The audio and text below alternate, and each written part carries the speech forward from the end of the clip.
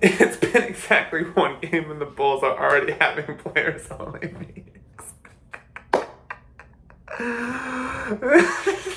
Can someone explain to me why this team shouldn't have been blown up last year? Look, I'm not one of those guys who believes that if you're not contending for a championship, you should be bottoming out and going for a top pick. I do believe that there is something to be said about teams taking a few years to build more gradually. Or, I also just believe that there's value in teams like, obviously not every team can win a championship. I think there's something to be said for teams taking joy from stuff that's less than a championship. It doesn't all have to be championship or bust. The unfortunate reality for Chicago, though, is that they're doing neither of those things. They are neither building towards something or stagnant in a place of that at least garners some respect. Again, like a consistent playoff team, like when I think of like the Blazers of the 2010s, of the Dame era. So like, what's the justification? Like, I am willing to say that the Bulls might just be the new Wizards.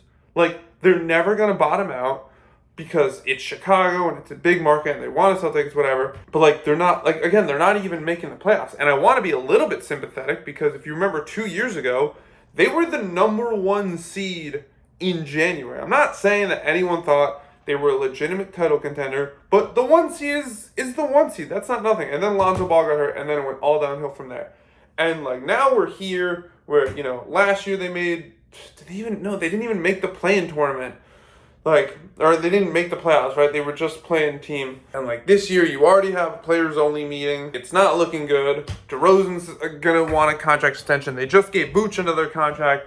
Zach LaVine is not capable of being a best player on I guess even a playoff team is what the evidence shows. At least not without Lonzo Ball. I just don't understand what the end game is here for Chicago. There's no guy out there you can go and trade for to suddenly turn around your entire franchise. Like, what's so attractive about their current outlook that makes them so unwilling to hit the reset button? Because the reset button is actually not a bad thing. Like, you look at Portland, where, it was really tough to trade Damian Lillard, but, like, Portland's in such a great spot now. They have such a great future. And with the Bulls, it's easier because they don't have an emotional attachment to any of those guys the way Portland had to Lillard. The problem, though, is that they might have waited a bit too long to trade some of those guys. Like, the longer you wait on these guys, the less you can get. If they had traded Zach LaVine a year ago, they might have gotten more. Same with DeRozan, who's obviously a year older. I don't know why they didn't trade Vooch as an expiring last year. All these moves they could have made to set themselves up for a pretty solid-looking future of a rebuild, which is what they desperately need. But they didn't.